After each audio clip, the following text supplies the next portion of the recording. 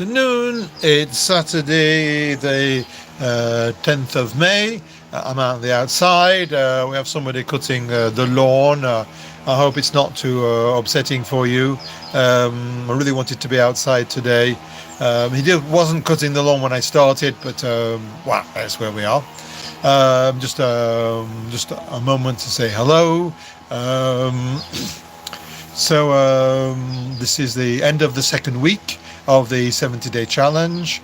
I hope that you are advancing as well as you might, that you are going forward with your process. Today, being Saturday, I had my fitness in the morning, and I went shopping in the afternoon, and this evening, in case you're interested, I'm making Mexican for my son and myself for our Saturday night treat. So that's it. I'm on my smaller tablet because for some reason my main portable computer has decided doesn't want to make the camera work. For several weeks it's been the microphone that's suddenly gone weird, and just today it's decided that the camera's gone weird, and I don't have time to fix it, so I'm on my small tablet, and so it's not going on Facebook. So if you know someone on Facebook that's a bit frustrated, I'm sorry for them. It is not working that way. So today I want to talk about what I call unconscious motivations. Now, unconscious motivations actually are the opposite. They're unconscious blockages. They're reasons why we do not succeed to change the things that we want to change. Because the main problem is that the desire to change comes from the head, and often the reason for not changing comes from these emotions, a little bit from the body, but basically from the emotions. So what I'm going to look at, if you're having problems with your 70-day challenge and you just don't understand why you don't have the willpower, or you keep forgetting, or it just doesn't work, I would like you to think about these reasons that I give. Now, I am so clear that life is multifactorial. Many illnesses, diseases, diagnosis have different reasons, different factors. I'm just talking about some very specific ones that maybe you or somebody close to you that's trying to heal themselves, trying to change, they're not succeeding. And so therefore I'm offering you, as I say, a list of things that people find are blocking their change in their lives, and to see if that does anything. Hello. So unconscious motivations, or to be honest, unconscious blockages for why these things don't work. So I'm going to start off with the eating troubles, eating disorders, as the first major category. And I'll start off with obesity. And one of the reasons for being obese that I found often in young women is a fear of being abused. And the more that they take more space, so that the people can't sort of get close to them because they've got this space of flesh, and also because most people consider obese people less attractive and less sexual. I'm not saying anything against people that are large.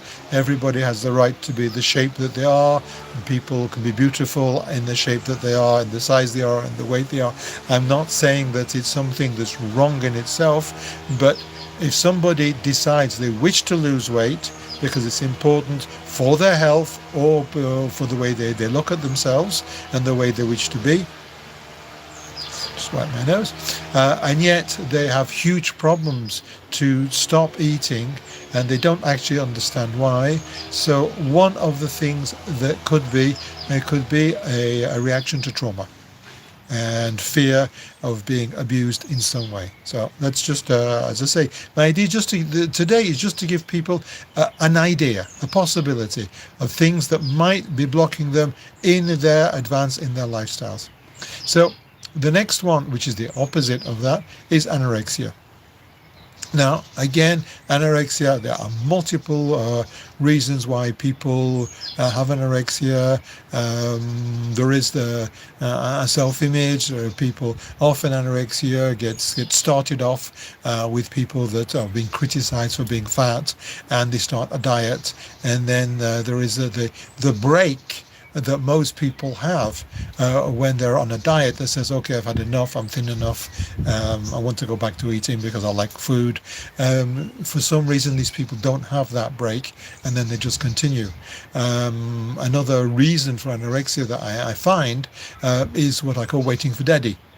And there's for me, there's this passage between being a young woman, because it's usually women, obviously it's sort of like 7-1, male to female, of these people, and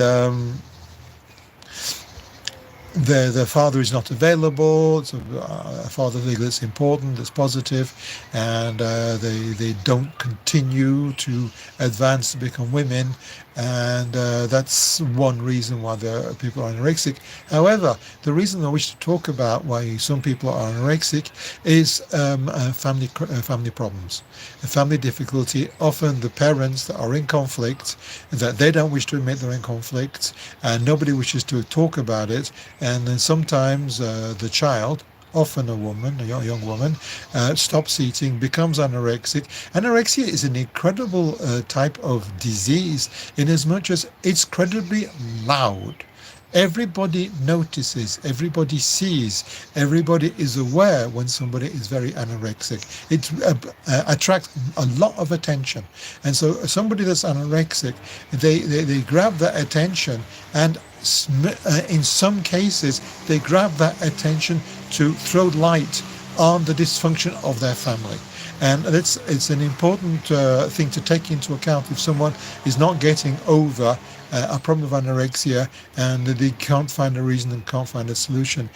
My training is in systemic therapy, family therapy. So when somebody comes to me with that sort of a problem, I look always to the history and the structure of the family. So it's past, present, and future, if you like. And that's how I've been trained to work. That's how I work. So that's maybe one reason why somebody can't get over anorexia. The other major eating disorder that most people know about is bulimia. And again, can be multifactorial. There could be a lot of reasons why people are bulimic. But on the other hand,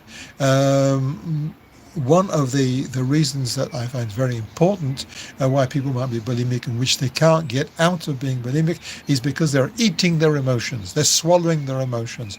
And it's often negative emotions of anger, of conflict, and they don't cope with that conflict. And because they're not coping with that conflict, they eat it and they swallow it, and therefore it goes down, and therefore they stay bulimic.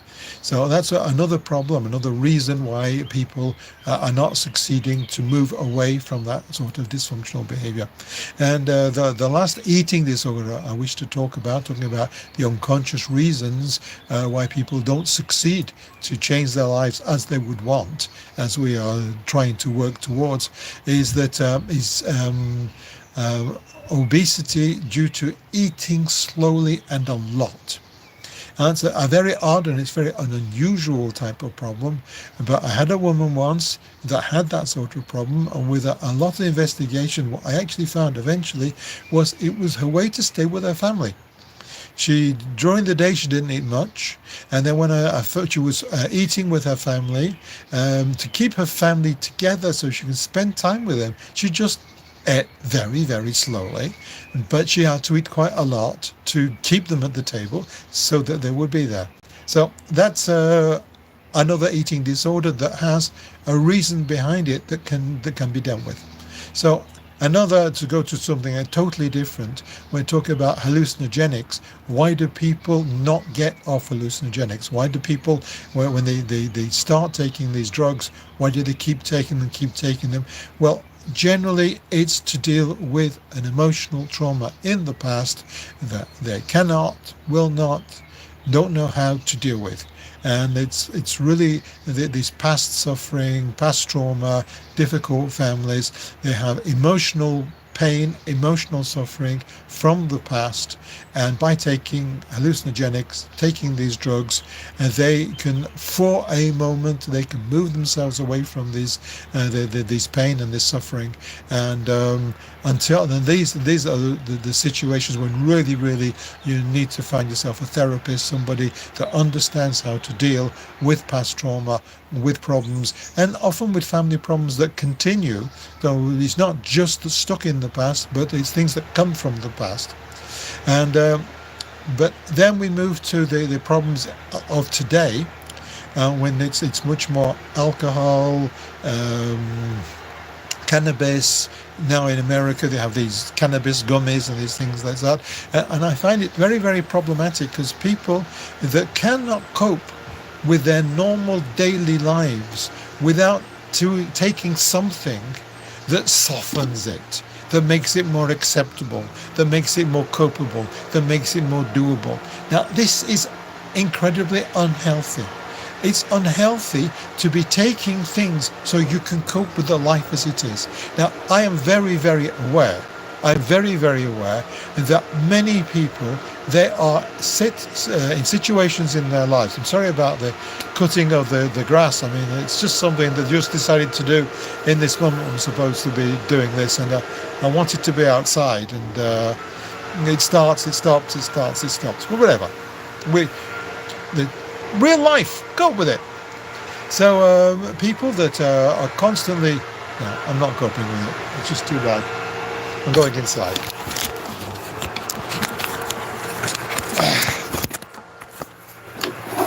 Let's go inside, shall we? If I look big like that. So, let's close the door. That's quieter, isn't it? It's much quieter. Okay. So, let's sit ourselves down. Okay, now you can see me. My big head. That's about the way it works. So, people that, if you, not just people, if you are stuck taking joints, these cannabis cookies, or you drink on a regular basis because your life is not the way it's supposed to be, well, we need to do something about it. We need to do something about it, because it's not going to get better. Now, I know people's lives are not easy. That to change a relationship, to change your job, to take distance or sort things out with your parents or your brothers or your sisters, it's not always obvious. But unless you decide that you will deal with whatever the problem is, then you are going to be suffering for the rest of forever. Because most of these things do not get better. They do not get better by themselves. Yes, if you have problems with your parents and you leave it long enough, they will die. That will sort it out. But it can be a long time, and you'll still suffer even from the memory of whatever it was that you were doing. So in these situations, it's really important that you see, is there some way to get away from this? Is there some way to change my life? I mean, I've done this 70-day challenge, and the 70-day challenge is just, I'm going to go on a diet, or I'm going to go to the gym, and that's it. No, this can be absolutely anything. And it can be a family problem. It could be a psychological problem. It could be a work problem. If you're in a job and you don't like it, then you should think about changing it. And even if it is complicated, even if it is difficult, even if it is the least obvious thing to do, then say, okay, I am unhappy in my life. And I don't want to drink myself to death. I don't want to burn my brain with joints. I don't want to become totally and completely addicted to cannabis gummies and having a buzz every single evening so that I can relax and I can cope with my life. That is not living life. Because sooner or later, the joints and the drinking and the gummies, they become just an addiction. just something that doesn't bring you any more pleasure. It just numbs you a little bit from your daily life.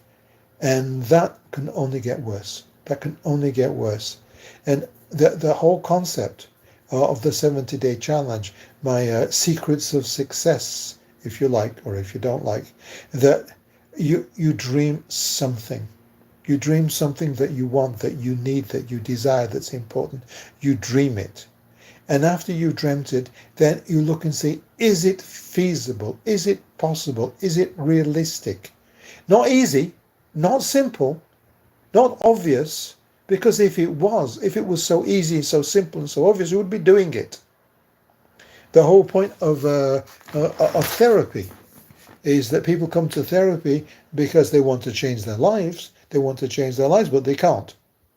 So you have a part of yourself that says, hey, I want to change my life. And you have another part of yourself that says, hey, I can't change my life. So you come to therapy, or you get a coach, or you find some other support system. That's the whole point. The whole point is that you want to do something. If it was easy, you would do it. You wouldn't need any help. You wouldn't need any support. You wouldn't need anything. But if something is wrong in your life and you're not happy with the way things are, stop taking things that make it okay. Because most of the time, and I know we all live in the real world. I know that not everything is possible, not everything is obvious, not everything is easy. I understand that. That's normal. That's real world. But if you don't take the risk to do something to change it, if you don't go and look for help, sometimes it's embarrassing. Sometimes you have to go to someone, a family member or a friend or even someone that you don't particularly like, and say, help me. Because you need help. Because you can't do it by yourself. It's not a problem. It's not the worst thing in the world to need help from someone. It's normal. It's intelligent. It's intelligent when you have something to do that's important and you can't do it by yourself, then you find help. And the whole concept of this 70-day challenge is not for you to do it alone. It's great if you can. Why not? But it's not to do it alone. That's why I'm here. That's why I'm here 6 days a week, talking and talking and talking. I'm here because I'm here to help you. I'm here to support you. And what I've said is that I have decided that I am offering to do one-to-one sessions with people, one-to-one on live or recorded. Yes, if you do a session with me, it's got to be shared with everybody else. That's the deal. But I'm willing to spend 1 or 2 hours with you if you have a problem and you're not finding the right support and you want to talk about it and you want to talk to me about it. I can be available for you. I will make myself available.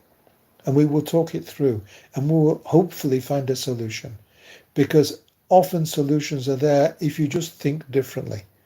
So we are here to help you find solutions.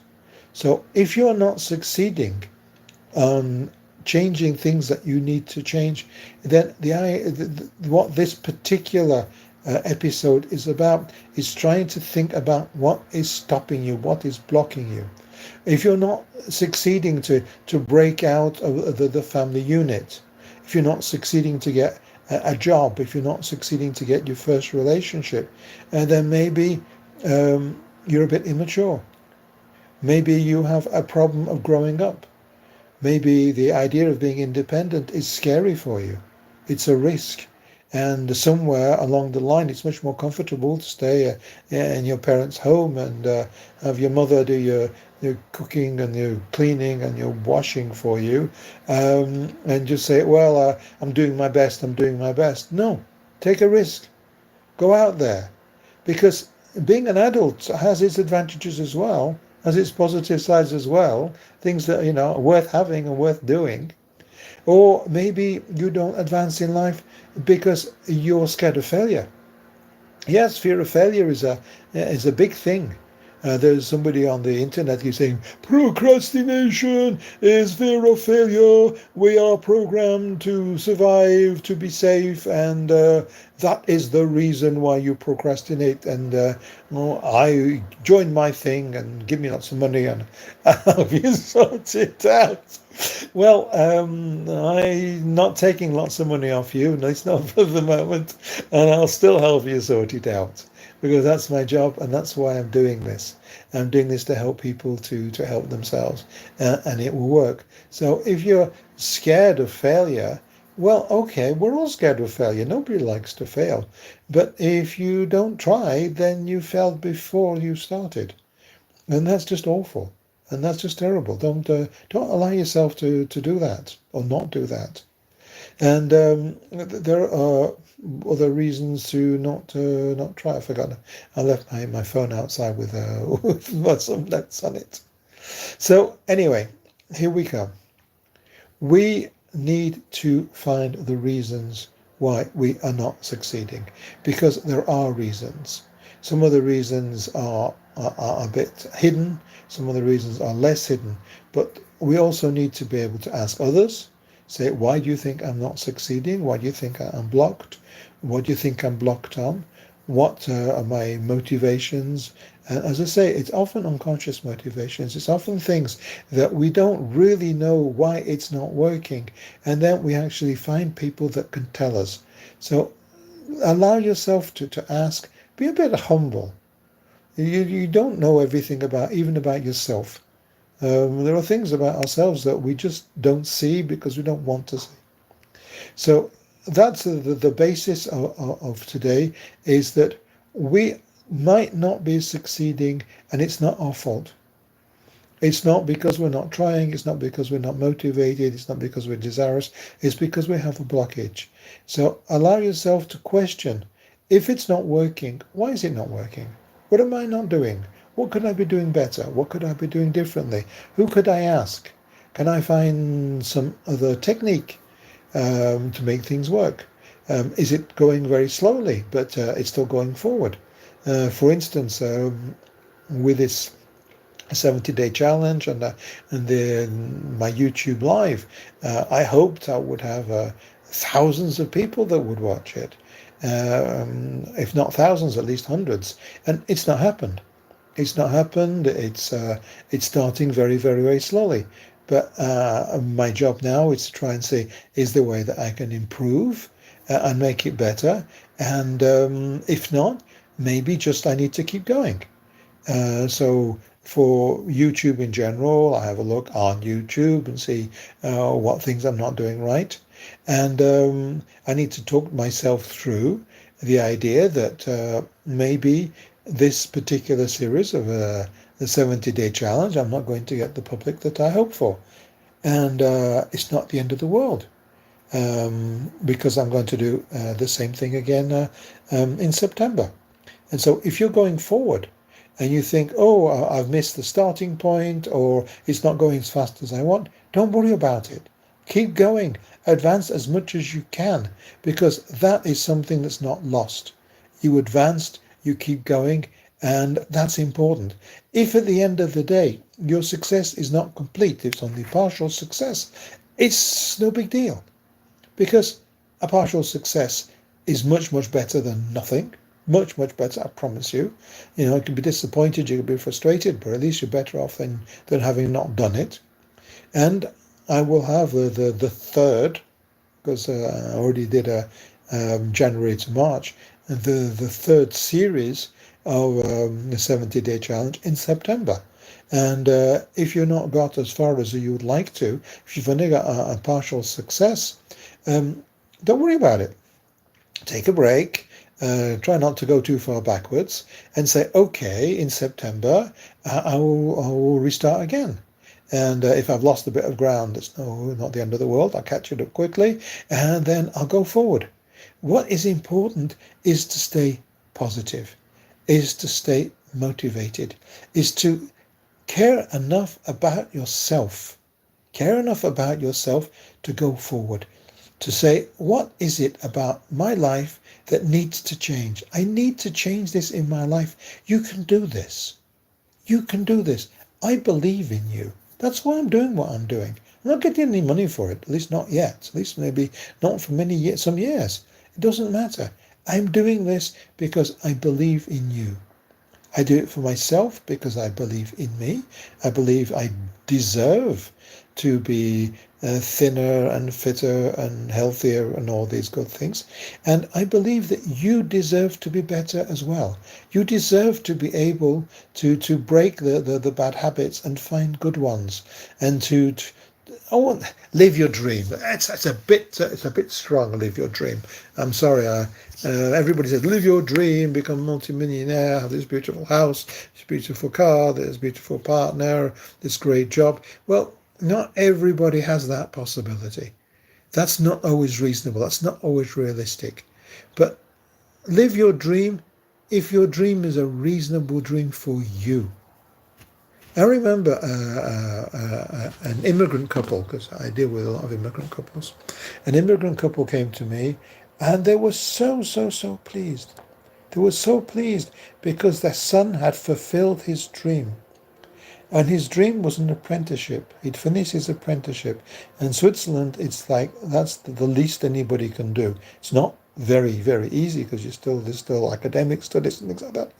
But from me, university, bachelor's, master's, etc. Expect my children to go to university or equivalent. That it shook me how much they were pleased. They were satisfied because that was their dream. That was the limit that was reasonable for them and for their son. And it was their success because then he could get a decent job. He could get a decent wage. He could have a life. And that was what they wished for him. And that was wonderful because you don't have to be university and doctors and things like that to have a good life. You just need to have a job that's not abusive, with a wage that's a living wage, a partner, whatever type of partner, if that's what you want. Some people are more for partners, some for less, if that's what you want. Maybe a family, if that suits you. And that's it. If you can get that, and you can be healthy, and you can not be addicted, then that's wonderful. That's a good dream to have. And we can have that dream. Most of us, not everyone, I understand, but most of us can actually dream to have at least a decent job, a decent wage, a decent partner, somewhere nice to live, and possibly a family if that's what they want. We can dream that. And if you're not getting it now, then start to dream it. And make it reasonable, make it realistic, make it possible. And then find the means, find the resources, find the support. Because generally we can. Most of the time, when we really start to try and live our dream, then we can do it. And after that, of course, it's work. It's not given. It's not free. Okay, well, I'm sorry about this noise and having to move and stuff like that. So anyway, at least you've borne with me until now. Please obviously like and subscribe and share with your friends and send me a note. As I say that I'm open now to do individual sessions for nothing, which in Switzerland that would cost you maybe a few $100, €100, £100. It's very expensive and very expensive. That's the way it works. I also have a very expensive life, so it's all balances. But you can have it for nothing. You can have it for free. All you need to do is contact me if you have an interesting problem, and we can organize the time that we can record something. I am here to help you because I believe in you. I believe you can do this. I believe it's going to work. So have courage, have force, be optimistic. It's going to be okay. It's going to be okay. I promise you. Okay. I'll see you either Sunday evening, 8:30 CEST, Central European Summertime, otherwise Sunday or Monday or Tuesday or Wednesday or Thursday, 8:30 at night my time, or I will see you next Saturday So, and I'll have something else to discuss with you that hopefully will help you feel you go forward. So, courage, force, it's going to be okay. Have a great weekend. Bye for now.